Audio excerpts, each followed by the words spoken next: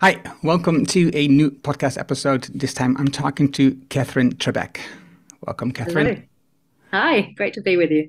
Yes, it's so lovely that you said yes to talking to me in this podcast. I've been looking forward to this conversation for a time now. And your ideas. You, okay, let's give some introduction so the people understand what you do. You have written a book which is called The Economics of Arrival. Hmm. And it is about the idea that we probably have arrived already at the point where we were looking for in the past. So we've got enough money, resources, food, housing, everything is there. But also there's a lot of stuff is going in the wrong directions if we continue in the way that we are doing now. And so this is an interesting topic for me. And I thought, so let's talk about the things that you did and the things that you're doing. Um, so let's start with the most recent things that you've done, because you've started two organizations. Hmm. Not on Um, my own. yeah, no, you're co-founder. Sorry, yes, Yeah. and but that was a couple of years ago. But now, just this year, just a couple of months ago, you quit that job and you are investigating for your next steps. So, what have come out for the last couple of months? What you're looking forward for the future? Oh, beautiful question to start with. Yeah, so I'd found the last couple of years co-founding a couple of organizations, but also really being very involved in pushing the conversation around economic system change and also trying to support a movement which is amazing, creative, fun, passionate, but also can be a little bit cruel when there's slight differences of agreement as well and differences of opinion. But also starting up an organization, anyone listening to this who's been part of a startup will know how exhausting it is and how much you have to pay attention simultaneously to so many different things. And I was doing that for two organizations, and I just got to a point where I thought I've got to step back and have a break. And I saw little signs of burnout, and so my husband actually had just retired, so it was a good moment. And we spent a bit of time hanging out around Scotland and seeing friends, and then yes, moved from Scotland, where I'd been living for the last 17 years, back to my hometown in Australia. And I'm now just in the space of actually someone once said to me that they just left a huge job at a bank in London, and I said to her, so what are you doing now? And she said, I'm just in the waiting room figuring out which door to go in. But I didn't really like that metaphor of being like in a doctor's surgery. So I tell people it's kind of like I'm sitting at the bar before I decide which restaurant I'm going to have a meal in. So I'm kind of looking around and listening and meeting people. And I'm doing a whole lot of different projects at the moment. For example, one is I'm just starting a role as writer in residence at the University of Edinburgh at their Edinburgh Futures Institute. And so that's going to be really fun. Okay, hold on. Yeah, What does that loads of mean? that there. What does that mean? Writing in what does that mean? What Yeah, is so it? it's kind of a new role, and obviously I'll have to go back and spend some time there. So Edinburgh Futures Institute is this beautiful sort of cross-disciplinary part of the university, and within that there's a Compassion Institute. And so I'm working with a colleague there, really just exploring what happens when you bring compassion and the economy together.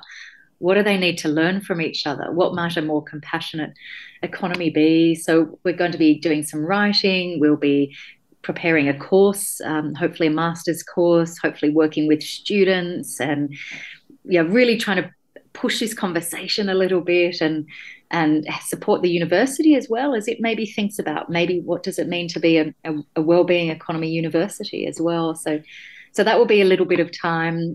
I'm doing a bit of work for a lovely think tank here in Australia called the Centre for Policy Development, and they are very good at translating these big ideas of well-being in the broader sense to what is it that governments practically need to do, and that's very, very timely.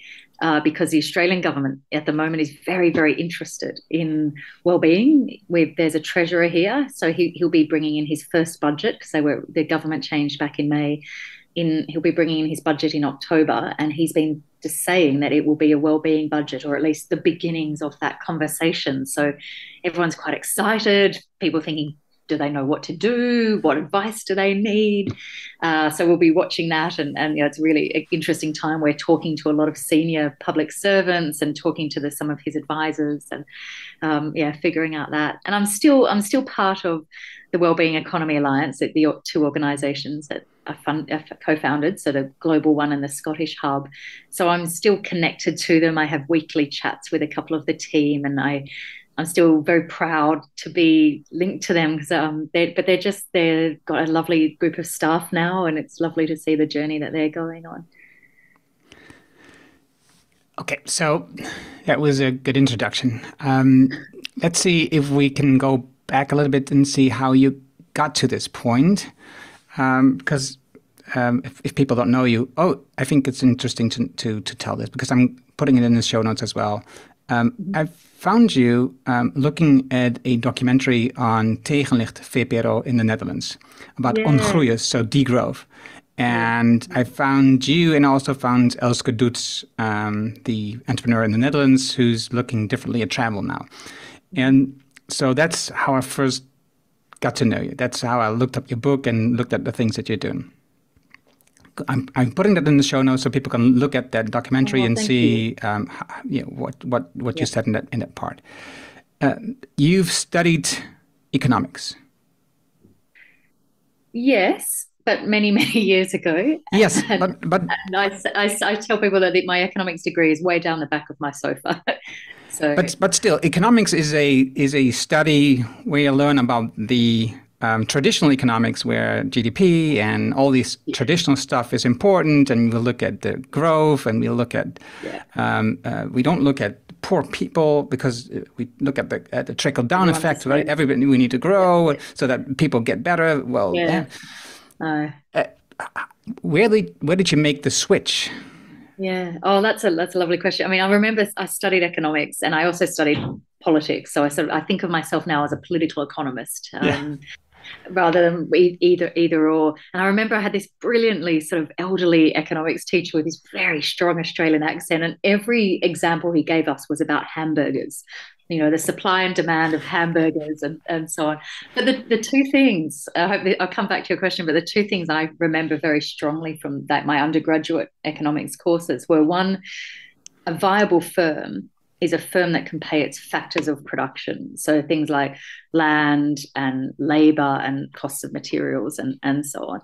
And I think it's almost like we've forgotten that when we're talking, at least in the UK, talking about minimum wages and living wages. The fact that the government, and I don't know if it's similar in the Netherlands, but the government in the UK spends a lot of money topping up people's wages because their employers are not paying them enough to live on. And I think, hang on, what would classical economics have to say about that? I mean, if you're thinking about what makes a viable firm in sort of economics 101, it would be a firm that didn't need taxes to then pay for benefits for workers because the firm's not paying enough. So that always strikes me as almost these sort of classical economic ideas are not being played out in practice. And then the other concept that I remember is this idea of diminishing marginal returns. The more you have of something, like I had a bit of Vegemite at lunch, so I'm quite thirsty. So the first few sips of water will be fantastic, but eventually, you're sated. And economics understands that. But yet with consumption and how we think about growing the economy, it's almost like that idea has disappeared. But actually, what's part of the essence of the economics of arrival is that actually you can have enough. The idea of development can have a destination and a different project of how do you make yourselves at home with the wealth and resources a society has.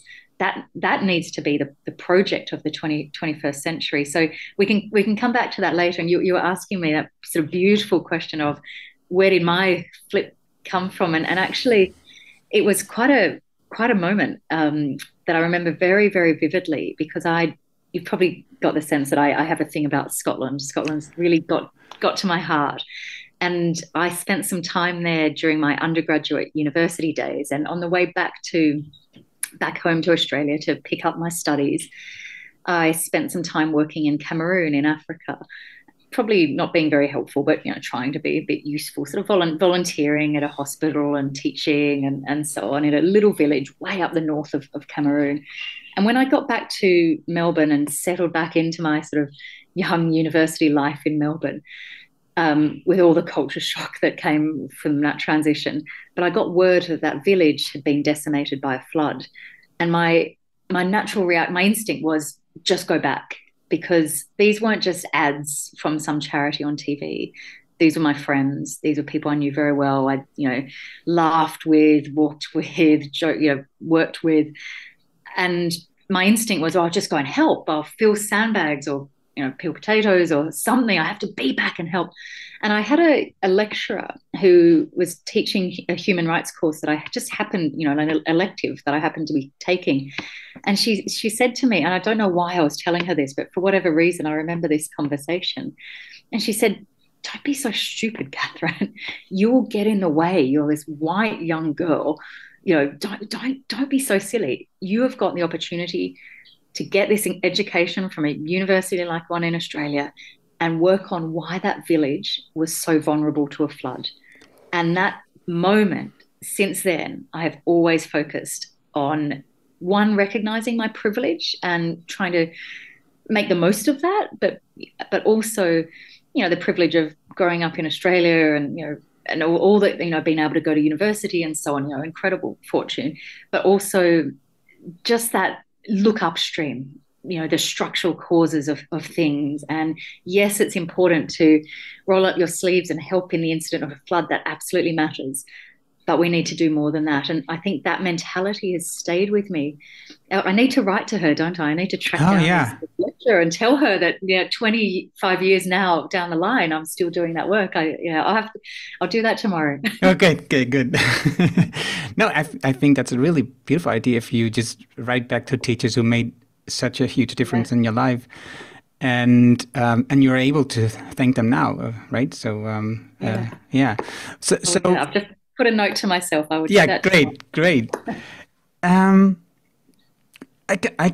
love the point that she made, because I think that what you did when in your youth, when you went to Cameroon, is something that a lot of people in those years when they go to college or to university feel the same thing, right? They want to do something, they go abroad and try to help locally, and miss a lot of things, like the teacher mentioned, right? The privilege that we have. I just read a comment about somebody of the difference in wealth and poor people, and he was commenting on a different post saying, so yeah, but poor is different to different people, and we shouldn't look like that. And the other guy was just saying, you have no clue, right? You are completely missing the point. And you are just looking from your privileged world at different people and how they experience having no money or having no food or having no electricity, and you have everything. So it's very difficult to imagine. It's an interesting reflection, isn't it? Because I wonder if the first person was saying, well, but some people choose to live very frugally, and maybe he was describing that as poverty. But I think in a way the response to that, I suspect may have been thinking almost about poverty as about having choices and having some power and autonomy over your circumstances. And that to me is sometimes at the crux of because I've never experienced poverty, but I've worked with a lot of folks.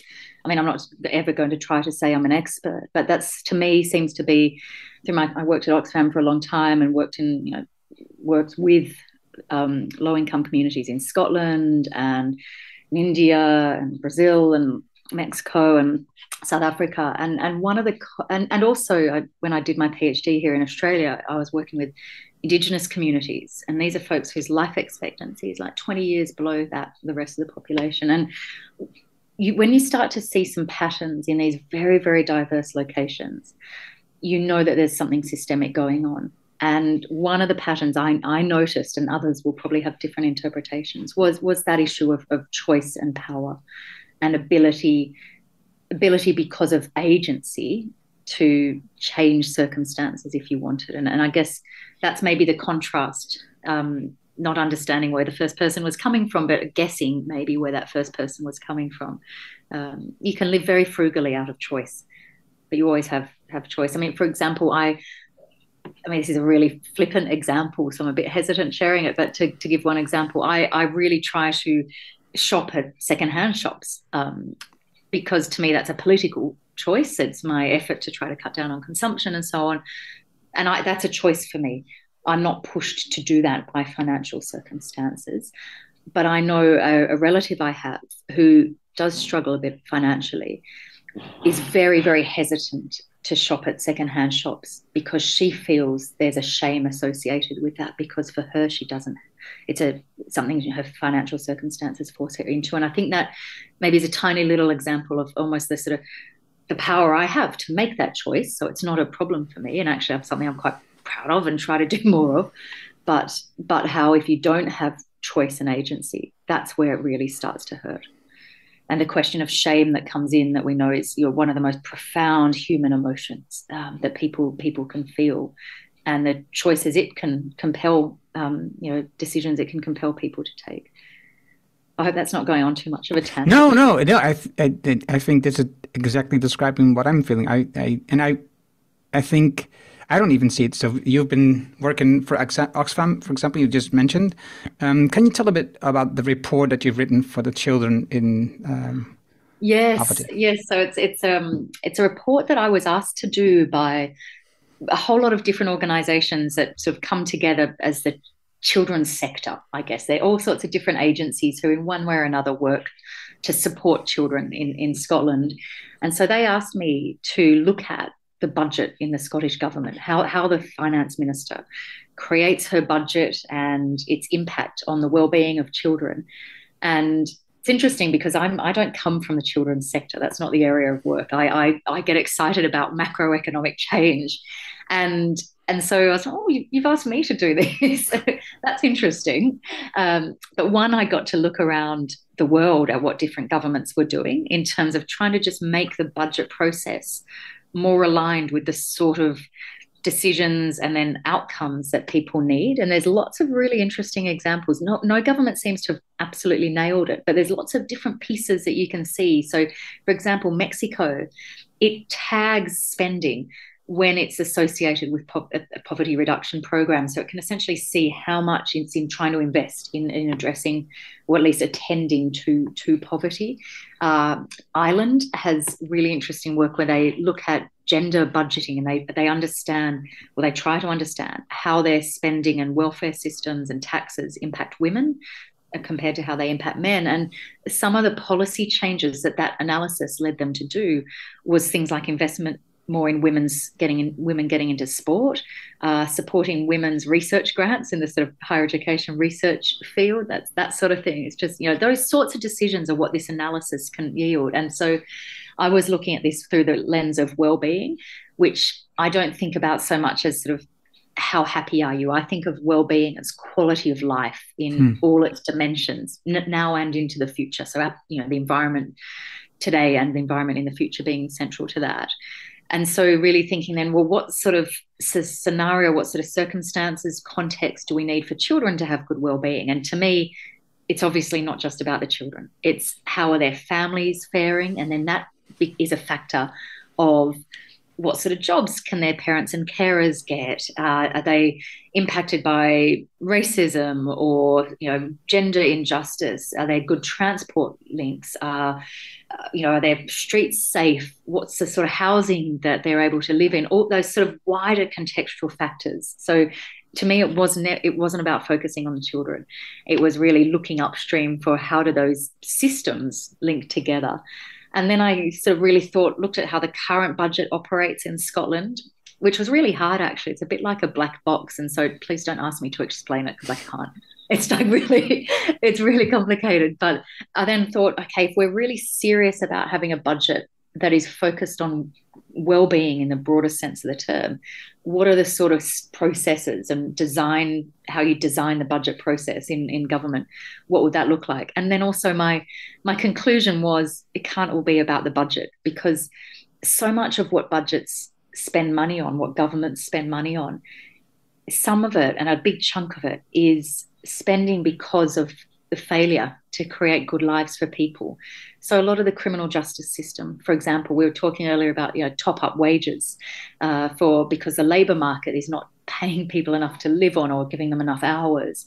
A lot of the health system, yes, people still break their leg in a wellbeing economy, but maybe they wouldn't be needing so much anti-anxiety treatment or diabetes treatment if they were healthier and not stressed and able to access affordable, healthy food and go out walking in their neighbourhood without feeling scared and had time to do that because they weren't having to work 3 jobs. So all those so much spending, if you look at what government does, and let alone a lot of charities, you then start to think, well, could that have been avoided if we'd done things differently?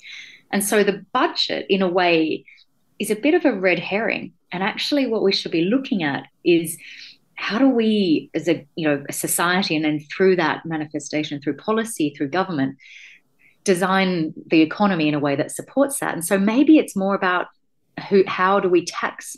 Do we do wealth taxes? Do we use the budget to incentivize the sort of businesses we want more of? Do we do the budget to encourage certain sort of behaviors? But even beyond the budget, is it about regulation and legislation? So I think one of my final sentences in that report was, it's not just about the finance minister's calculator and checkbook, it's about the legislator's pen. So how do we design the rules of the game, not just about the spending? So it's online if anyone's interested. It's about a 100-page report. Lots of very Scottish specific stuff, but I think folks, if they're interested, can sort of skip that and get to the bit where I have some lessons from around the world, and then here's what I think a good wellbeing budget might look like. And we're taking some of those ideas to the Treasurer here in Australia too, to hopefully it's not too late to influence his budget in the coming month. Right. And this is always difficult for me. You tell things and I have so many questions, and then the last part I have a question about that too. So it's always difficult to remember all the other questions. But you just mentioned, so you're going to use it in Australia to look at the budget. Hopefully it's not too late. But how could you use it also to influence the legislation's pen, as you just mentioned? Yeah, it's a good question, and I don't know how much that report strictly will do that, other than I hope that, say, conversations like this might mean that maybe if there's 1 or 2 people listening, they might think that, wow, this idea of a wellbeing budget, yes, that's really important, but we can't stop the conversation there. I would be so disappointed if in the coming years we looked back at and saw what had happened in Australia and said, all they've done is got some new measures in their budget. They're still calling it a wellbeing budget, but they haven't really tried to transform the economy. They haven't tried to make the economy one that delivers for people from the beginning. They're still just spending on failure. And New Zealand, people probably know, it's quite famously has got a wellbeing budget from the last few years. But I think, amazing though that is, and there's lots of really cool stuff that I'm happy to talk about in it, but one of the critiques I'd say is a lot of the things that they're talking about as it being important is downstream payment. So it's all about sort of treating mental health illnesses rather than thinking, what sort of society do we need where people are not anxious and stressed and fearful for their future, where they feel more in control of their life. There's a lot of welfare payments and sort of social security. And I think that's always going to be important too, but some of that, and the example of top-up wages for workers is a good example. Some of that is a function that our labour markets are not designed in a way to give the sort of outcomes we need. So government needs to step in. And again, I think that's a sign of failure, when government needs to step in and sort of patch up and redistribute and move things about. I think we need to ask more of the economy. We need to ask the economy to do more of the heavy lifting. So I hope that the conversation can be, yes, a wellbeing budget is necessary, but not sufficient in creating a wellbeing economy.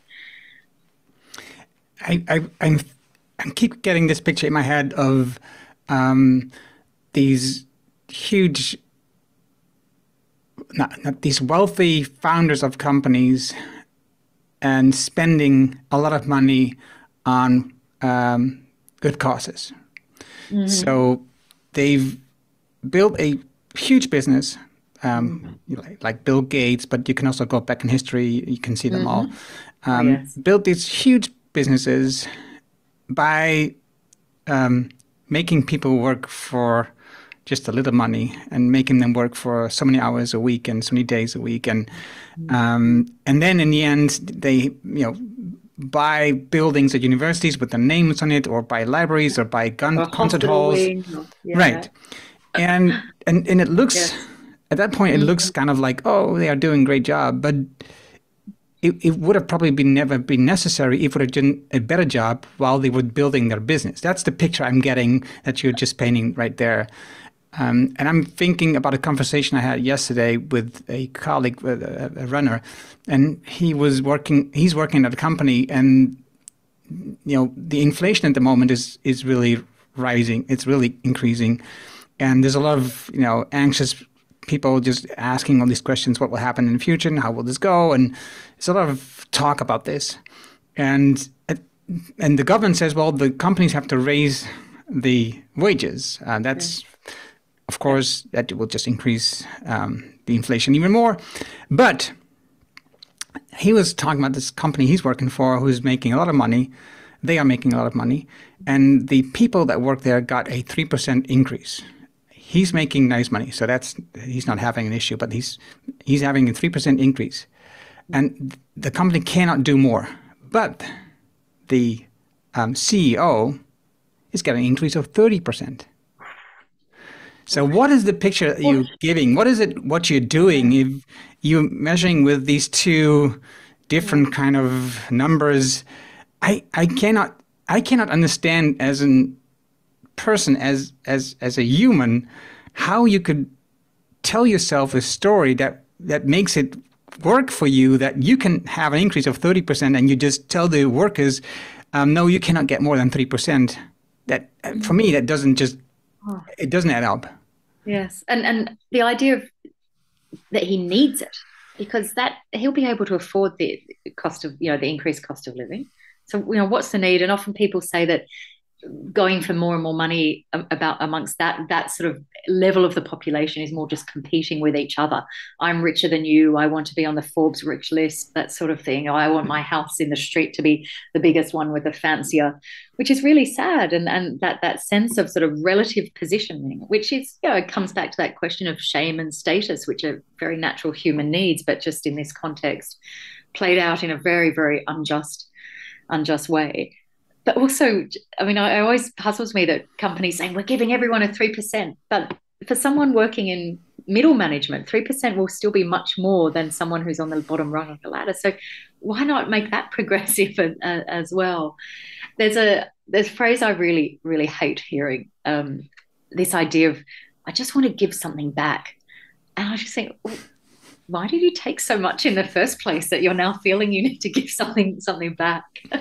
And there's another phrase, actually, it comes from a sort of American movie.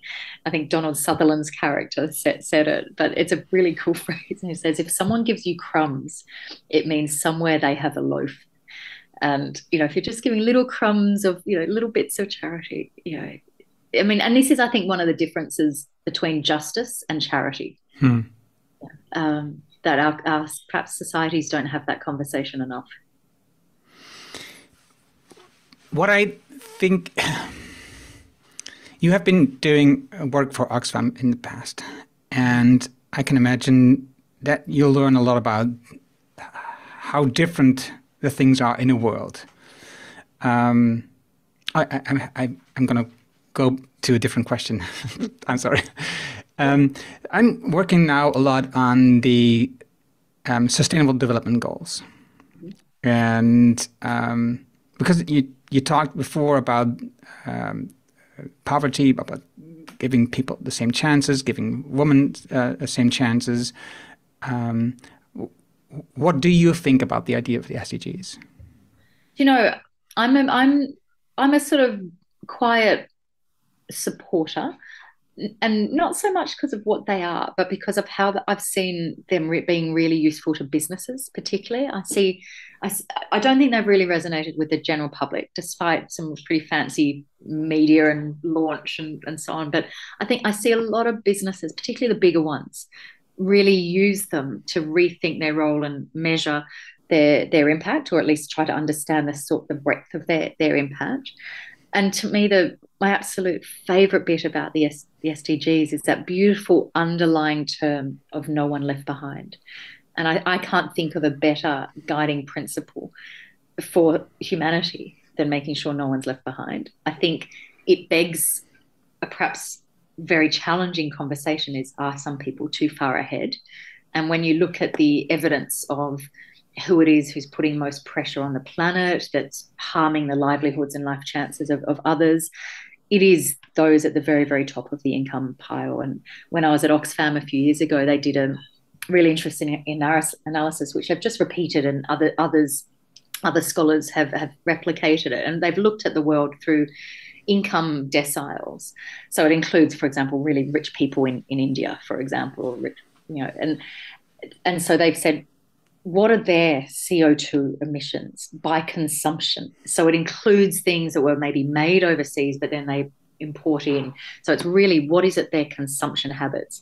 And they've graphed this out. And ironically, it comes out about in the shape of one of those sort of 1950s champagne glasses. And essentially, if you're in the top 10% of the world's wealthy by income, you account for 49% of the world's CO2 emissions by consumption. If you're in the poorest half of the world by income, you and everyone else in that account for less than 10%.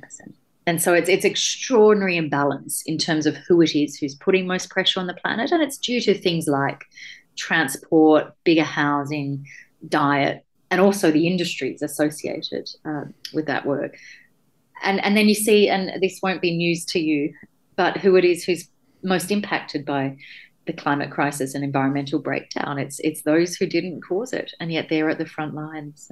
So the SDGs, I think they're good on the no one left behind. I'm not sure they're raising their gaze upstream enough. I think the SDGs are useful too, in that they really try to broaden out the idea of success. I'm not sure how much of a galvanizing project they have been in terms of a sort of building a movement, but I certainly really appreciate how others have found them very useful. And so because of that, I guess I'm a sort of quiet supporter. Yeah, I think the SDGs are a bit broad, and it's often for companies, organizations, difficult to determine what they can do on the topics because it's so broad. And yet there's so many subtopics where you could go deeper and find the things that you need. So I've also been looking into the IDGs, the Inner Development Goals. Yes, yeah. With the idea that you work on your own development, or the development of your employees or your people, so that, and I think that is the next step, right? So that if you work on yourself and you work on long term, you work on courage, you work on decision making, all these things that are in this IDGs, is that you will have better baggage and information and knowledge to make decisions that have a good impact on the future of you, but also the people coming after you. And for me, that is, it sounds right now, it sounds more hands-on that we can use to help people to, improve and grow. Because like you just said, I'm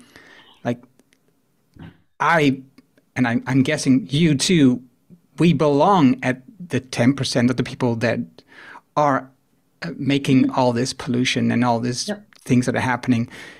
And everything that we hear today with the inflation, the prices of the energy, the CO2, the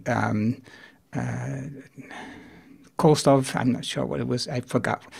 It is CO2. The CO2 discussions right now in the Netherlands with the farmers, industry. So there's so much going on, and we all are concerned about our own progress. And if we stay at the level that we are at now, and the level that we are at now is not the right level. We are already above where we should be. So we shouldn't look at being scared of what the next things. We should be looking at how could we just tune back a little bit and make space for the people that don't have enough. But it's hopefully, like this conversation, the things that you do contribute just a little bit to people thinking about this. That's my intention for sure. What is it? What's the most important thing that you found out that you'll learn through your work at Oxfam? Oxfam, that's a good question. Lots. I was working at Oxfam, and when Kate Raworth, who listeners may know, who wrote the Donut Economics, when she'd just written a discussion paper of it, was a draft. It wasn't even published. This was back in 2012. And because I was working at the time on different measures of progress, I was up in the Scotland office, she was in Oxford, and her boss just sort of connected us. We were in quite different teams, and Oxfam at the time was quite a big sort of multifaceted organization, and we were just connected. And so I got to know her, and she said, well, would you read this draft paper? I haven't even published it yet. And once you sort of look at the world through donut eyes, you are constantly forever henceforth going to look at the world with your eyes, through donuts. So that was powerful. That was really, really powerful. And the other, there's loads of stuff I learned. One of the other pieces is that I was looking at poverty and inequality in Scotland. So a very rich country. And it was phenomenal to me to just see how there are places in Scotland where life expectancy was below places around the world, like Haiti, where Oxfam was responding to humanitarian incidents, because the Haiti earthquake hit just when I started there, and there were parts of Scotland, Glasgow, the city I was living in, where life expectancy was in the mid-50s for men. And you have to think it really, that's what really prompted that question of what is it about the economy that you can have so much wealth in a financial sense, and yet life expectancy is so low, so close, so close to the city of Glasgow. And so it really started me asking those questions about what is it about this economy? Who's winning? Who's losing? How do we produce and consume things? What sort of businesses do we have? That it was really my Oxfam days that set me on that journey, questioning gross domestic product as a useful measure of progress. And so I talk about this wide economic system change movement that's got lots and lots of different pieces to it, and lots and lots of different ideas. And I talk about the wellbeing economy being a bit like a picnic blanket term underneath these different ideas, whether it's circular economy or degrowth or regenerative economy or local economy or community wealth building. They're all welcome there. They all have something to bring. They're lovely bits of overlap, but also different emphasis. And my doorway into that movement was through the Beyond GDP doorway. And so that also came from my time at Oxfam, and I ran a project for Oxfam Scotland, creating an alternative measure of progress. And this was a very humble, tiny budget, lots of rough edges on this project, but it was very deliberative. So we asked a lot of people, particularly those whose voices weren't heard in normal political making processes. We asked really marginalized communities what mattered to them, and then we came up with this index and we put some numbers to it and we looked at how it was going. And to my surprise, just really small project, and lots I would change now, it was very influential within the Scottish debate, and it really contributed to reassessing Scotland's document that's called the National Performance Framework. And that document was refreshed in 2018, and it now has Scotland wants to be a country where children grow up loved, where inequalities of wealth are addressed, where diverse cultures are celebrated. And to me, it's still not perfect because it still has sustainable economic growth, but it's downplayed now.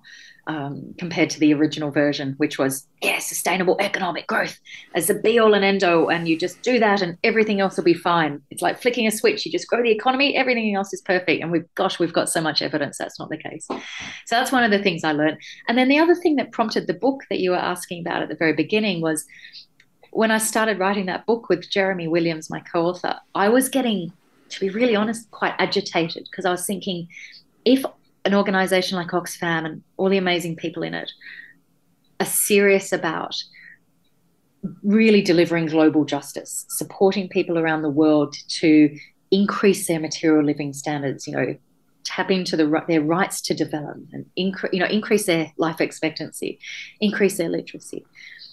That is being pushed back by the environmental crisis. And if we're really serious about that, we have to look at the economic models of countries like the UK, the Netherlands, Australia. And so I really started almost shifting my focus to those rich world global north economies, because that's the belly of the beast. And from a caring about global justice, but really thinking, right, where are the levers here? And to me, we have to transform our economies, not only to support people here, but also if we're genuine about caring. So that was quite a big lesson, and that's what prompted me to then engage with a few number of colleagues to set up the Wellbeing Economy Alliance. I'm trying to make some connections here in my head.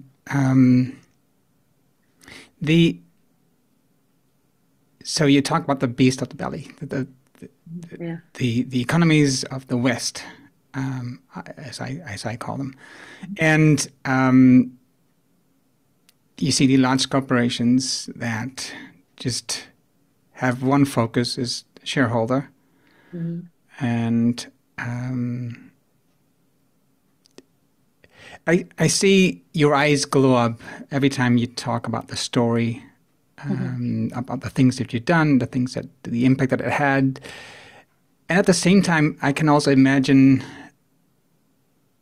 and this is the question, right, that the frustration that you're having because there's so much still work to be done, and looking at you were close to a burnout.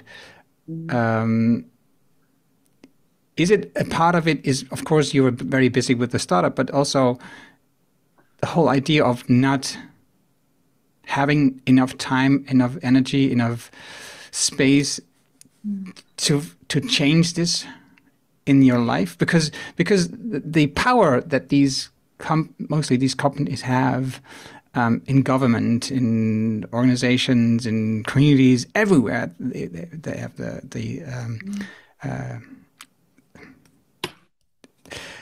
advocates. How do you call this? Not the jury, but the lawyers. The lawyers. They have the lawyers. They influence laws. They influence legislations. They influence government because they have so much power. Because they have so much money and they have so huge companies. So they say, if we don't stay in this country, we'll just go to another country, like Shell did. They moved away from the Netherlands to UK because they get the tax cuts. And so we lose them as a company. It feels so often you're just like a screaming person in the desert and nothing is changing. And at the same time, you see, like you just mentioned, all the things you just mentioned, you see the changes that are happening. How do you deal with this? How do you work this? I don't always deal with it very well. And I know a lot of people are despairing and thinking, will change happen quickly enough? When COVID hit, I really felt the world cannot miss this chance to reset and create a different course. And because we had the global financial crisis in 2008, and one would have thought, because the economy failed on its own terms, that would have been the call, and it wasn't. And I thought when those huge bushfires hit Australia in 2019-20 that would really wake up the politicians, because it wasn't people in remote countries around the world. To me, that should have been enough to act on climate change, but apparently it wasn't.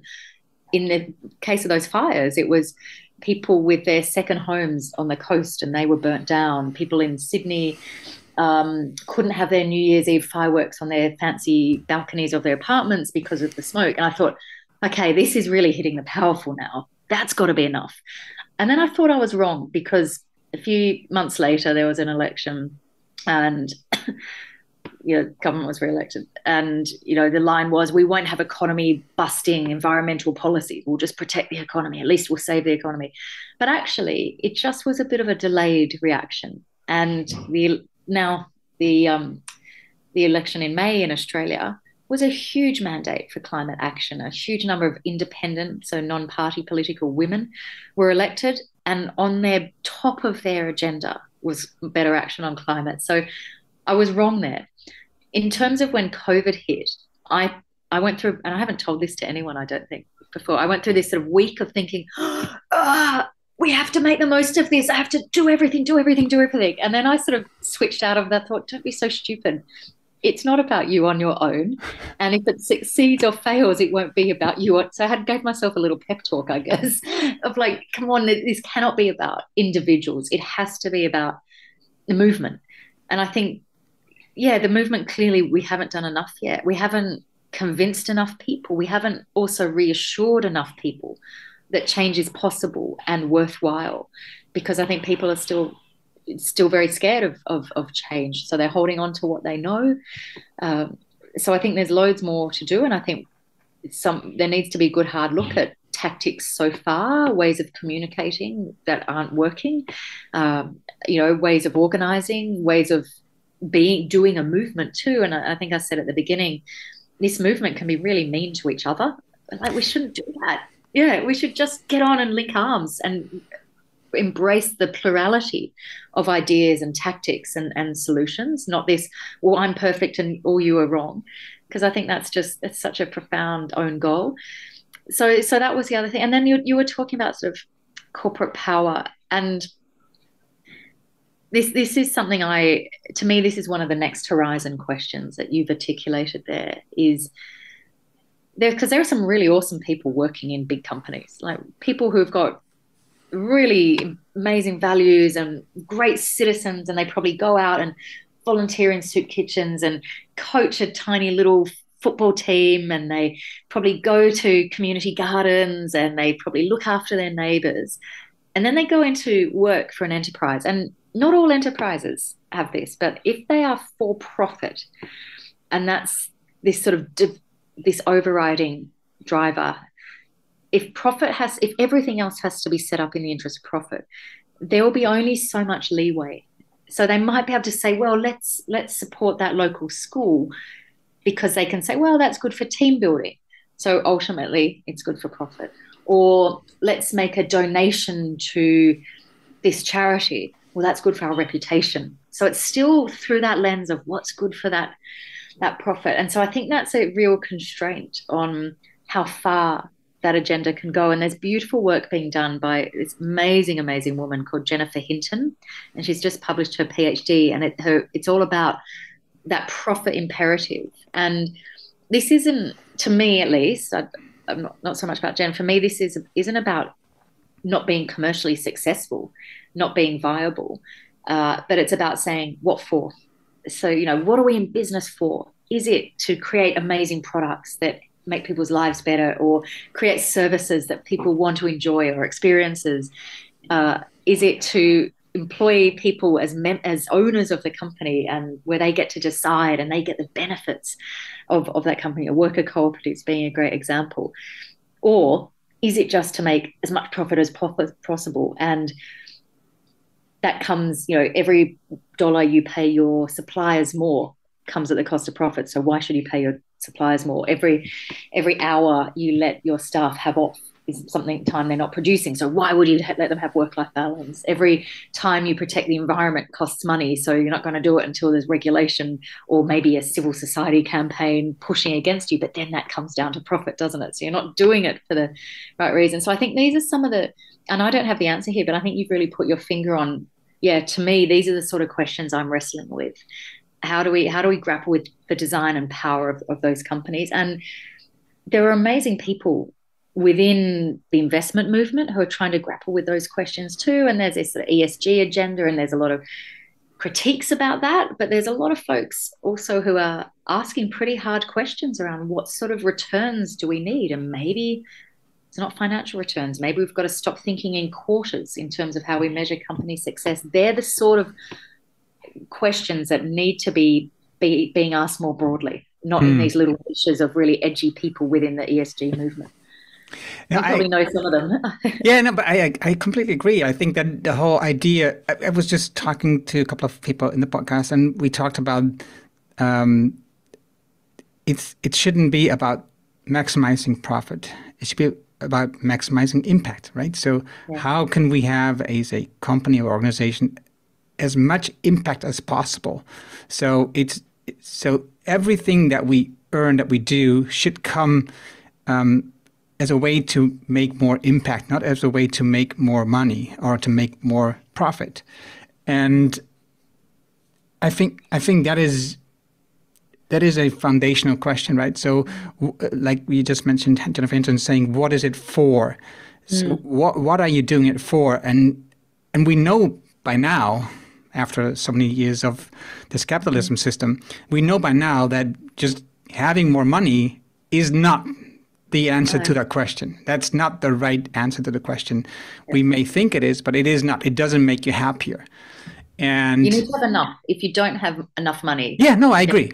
But after that point. Yes. So well-being is the most important thing that you want to accomplish, because well-being is having enough so that you don't have to worry about the basics, right? So and you tipped that point, and I think I was just about to ask this question.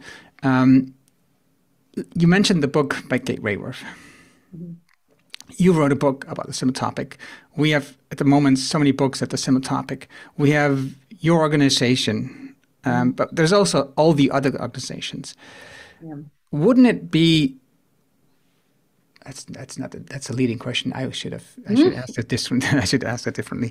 I'll disagree with you if it's leading. If I think So, what do you think would help the people to get a better understanding? Like you and me, we are at this, awkward people who look at this like differently, right? So we're in a small group and look at this differently. How could we help like 80% of people to see the same thing, to have the same donut eyes like you just made with your fingers? So there's a couple of things I'll offer in that. One is, I think if you sit down with most people wherever they are in the world and ask them what matters to them. And I've been lucky to do this through my work at Oxfam with, colleagues in different parts of Scotland, in India, and then a colleague of mine who worked in Namibia did the exact, almost very, very similar project. So very different locations. Ask people what matters to them. You get very, very similar answers. And it's about relationships, health, having sense of purpose and dignity, having enough money, but not having, crazy footballer type salaries, and knowing that those you care about are safe. And of course, the basics like shelter and so on too. And that to me is extraordinary. And that's my anecdotal experience, but it's backed up by a whole lot of deliberative democracy exercises, the My World survey that was done for the SDGs and the World We Want exercises for the SDGs, a whole lot of opinion polling, which isn't as rich as conversations, but because it's a bit of a snapshot of what people are thinking, but there's so many different sources of evidence. Also, it's backed up by neuroscience. When, what makes people stress, what makes sort of the cortisol and the stress hormone buzz, or what makes different parts of their brain light up. And we know that people, through neuroscience, tell us this, but so do psychologists and so do sociologists. People are healthier and more content when they're hanging out with each other, when they're working together, when they're in their environment. So you get all these from different corners of sort of the evidence field coming together and saying very mutually reinforcing messages about what it is to be human and what humans really need. So in a way, I think that is an amazing basis of hope. The problem is our economy is profoundly misaligned with delivering what people need. And so the trick is, I think, is how do we realign our economy in service? And there's lots of barriers to that. And I think this sort of speaks to your question around, what's hamstringing this agenda? Why isn't this agenda, if it's so obvious and there's lots of ideas out there, why hasn't it happened? And I think partway we've got loads of evidence about why things need to change. We've got loads and loads of painting, descriptions of visions of what what a better looks like. The brush strokes are there. What's missing now is that transition pathway. How do we get there? And that's the complicated political economy story. And that's where I think this movement also needs to just stop shouting at each other or shouting at other players, but actually say, okay, what needs to change here? How do we engage with people in business to transform their business? How do we engage with policymakers to change the rules of the game so that tax systems are more supportive of these sorts of activities? And also, how do we tell these stories in ways that are exciting and compelling and accessible to everyday people so that they start to campaign and lobby for it, rather than be victim to the apparent solutions and scapegoats that are offered by populist politicians, as we see happening around the world. So I think there's a lot of tactics that are needed to be deployed, and there's lots of people will find their energy and they'll gravitate to pick up a different tool in that toolbox. But I think that's now it's the how question now that we're up to. Yeah, and I think what could help us with all these organizations is just not look so sharply at the differences and try to make that visible. Why are we different? Why do we think this model is different? But look at the similarities. What is almost equal to, for example, donut economy or well-being economy, or right? So all this, they all want the same thing. They just use different words, right? So look at the similarities, and we can just give out the same message to everybody instead of just giving out these shared messages everywhere, and people don't know where to look, right? So yeah. And different concepts will resonate in different parts of the world. Of course, for sure. Yeah, and I think being that plurality, that mosaic, is beautiful, because we don't want this mosaic to be everything to be a yellow tile, for example. We want it to be colourful and creative and have diversity. But I think to me it really saddens me in this movement that there's a bit of, I guess, puristic attitude, if I can, people saying it's their way or no way, and in a way I think that's helpful because it keeps pushing the agenda high. But I also think we don't have time for purism. We need to actually get on and make change, and it will be messy, and it might feel 2 steps forward, 1 step back, and there might be some compromises. But if we're focused on the change that's coming, we will, then we'll be moving in the right direction.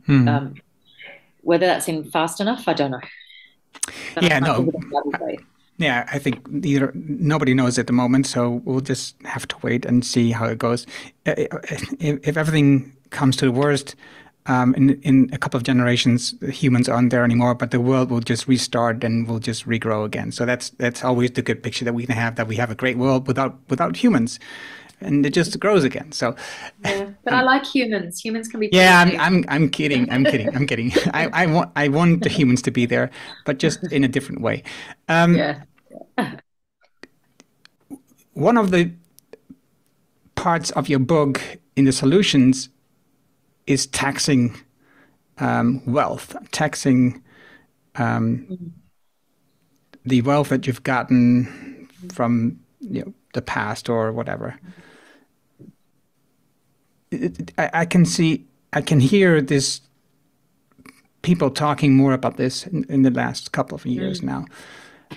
How do you think that we get the politicians and people to do this, to change the way that we think about taxing, because of the power of the rich? Because if we tax the wealth, it will hurt, between the quotes, the rich, and they have all the power to just block the same changes. How can we do this? It's almost as if you can tell about how good for the rest of the world a policy will be by how much the rich scream at it. I think it's a really interesting story in the UK over the last few months, that the agenda for a wealth tax or an excess profit tax on some of the energy companies has really risen up the political narrative or the political debate. And I think that's due to a lot of organisations putting out the evidence, dismissing the myths about it, and saying, no, this is what it's about, and here's why it won't hurt pensioners who have invested in those companies. So I think it's a really good lesson. They've just changed Prime Minister in the last few days, and she may completely knock out the wealth tax idea. But up to then, I think there is a good story. There's a really good tax in Scotland, actually, and I think it's called Land and Buildings Transaction Tax or something along those lines. And it's a really good progressive tax, because it essentially says if you can afford to buy a fairly fancy house, big house that's worth a lot of money, you have to pay a fairly big chunk of tax. But if you're just paying a more average or sort of simpler house, you won't even qualify to pay that tax. And I think that's a sort of, that clearly, has been brought in by government who would be worried about keeping some of those sort of wealthier folks on side. And I think if you're talking about what sort of country do we want to be, if you've got things like the National Performance Framework in Scotland that says we want a country where children grow up loved, where it's about kindness, where the gaps between the rich and poor, and particularly inequalities of wealth, are reduced, then you've got your sort of vision. You can say, okay, these are the sort of things we need to put underneath it to make it happen. So there are little examples. Another example I often hold on to is here in Australia, and you can imagine how Australians are famous for how obsessed with sport Australians are. And in the past, cigarette companies sponsored all the cricket, all the so now cigarette sponsorship's completely banned. You can't, if I wanted to, I don't smoke, but if I tried to go in and buy cigarettes, they'd be hidden behind the counter. Australia was one of the first companies to have those really ugly photos, scary photos of what happens physically when you smoke too much and get lung cancer or throat cancer. That to me is an example of scientific evidence for the greater good actually being able to get over those powerful vested interests who donated to political parties as well. And yeah, it's one example, but it does show that you can stare down those powerful folk when you bring together the evidence base and you show the difference it'll make. And I mean, that wouldn't have been in the short-term interest of politicians to annoy the tobacco companies, and yet they did it. So to me, that's a bit of a story of hope. So the next thing to tackle will be the oil companies then? Oh, yes. Yeah, that's probably a bigger, more complicated one. Yeah, definitely. I think that what I've learned today from you is that, and I've seen that in the post also on Twitter that you wrote,